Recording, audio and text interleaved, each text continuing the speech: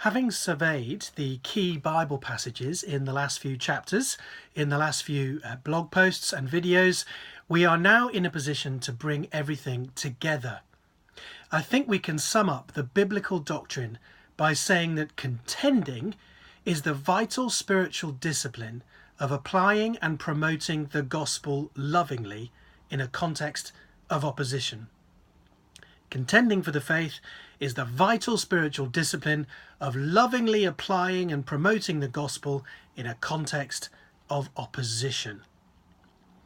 Given the lessons that we have seen so far, the Bible's teaching in this area seems to be encapsulated by suggesting that contending is not a mere worldly exercise, but an application of the gospel itself, both personally and corporately.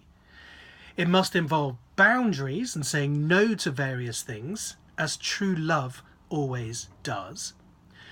But this ought to be done in a way that is courteous and godly, consistent with what the gospel tells us about ourselves.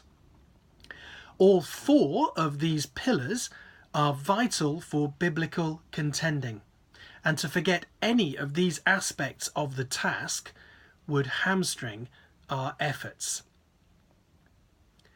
We could further expand this definition with 30 theses or propositions which unpack the indicatives and imperatives of this spiritual discipline.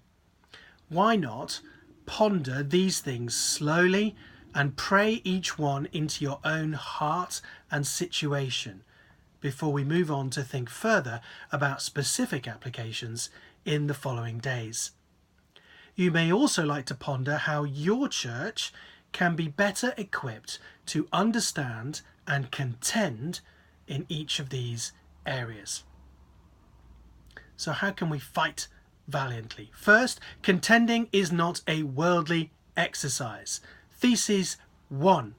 We do not contend against flesh and blood, but against demonic powers. 2. We do not merely contend against something, but for the faith, for the gospel. 3. We do not contend in a violent way for Jesus' kingdom, as if it were an earthly kingdom.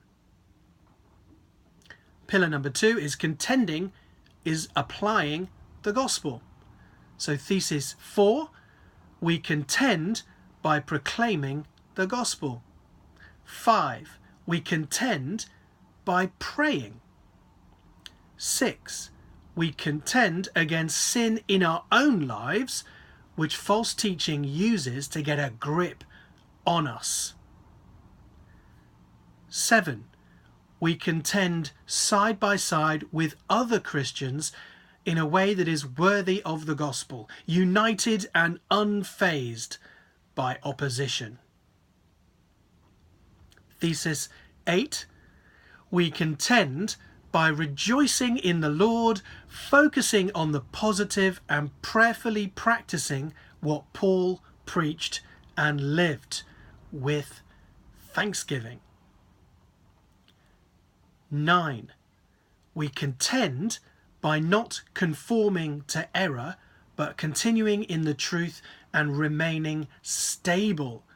That is, not changing our gospel or our moral and ethical applications of it, which certain people would like us to. Thesis number 10. We contend by building up the church in the faith, keeping ourselves in the love of God and growing in grace and knowledge. Thesis 11. We contend by having mercy on those who doubt and saving those who wander. The third section of theses, contending, must include drawing lines. Thesis 12. We contend against ambitious worldliness and immoral paganism rising up from within the church, from which we must differentiate ourselves. 13. We contend by avoiding those who persistently cause divisions by false doctrine and living. 14. We contend by removing immoral professing Christians from the church and not associating or eating with them. 15. We contend by refusing to be in partnership with idolatrous or immoral people who deny that their deceptive words bring God's judgment. 16. We contend by not listening to false gospels and carefully avoiding gospels based on purely human philosophy and tradition. 17. We contend by preventing false teachers from having positions of responsibility and teaching where we have the authority. 18. We contend by teaching people to distinguish truth from error clearly, testing the spirits and listening to apostolic teaching. 19. We contend by steering clear of charlatans and the irreverent babble which leads people astray doctrinally and morally. 20. We contend by not receiving or supporting deceivers and thereby taking part in their wicked works. 21. We contend by not tolerating heresy and immorality within the church. Finally, the final section of theses, contending means godly engagement. 22. We contend with humility, gentleness, and persuasion. 23. We contend with sober-mindedness, enduring persecution, suffering, and opposition. 24. We contend by engaging with opponents carefully, gently, kindly, and patiently. 25. We contend by prayerfully hoping for and encouraging repentance, rather than by being unduly hasty or dismissively quarrelsome. 26. We contend by showing integrity, dignity, gentleness, and courtesy that puts our opponents to shame for its godliness.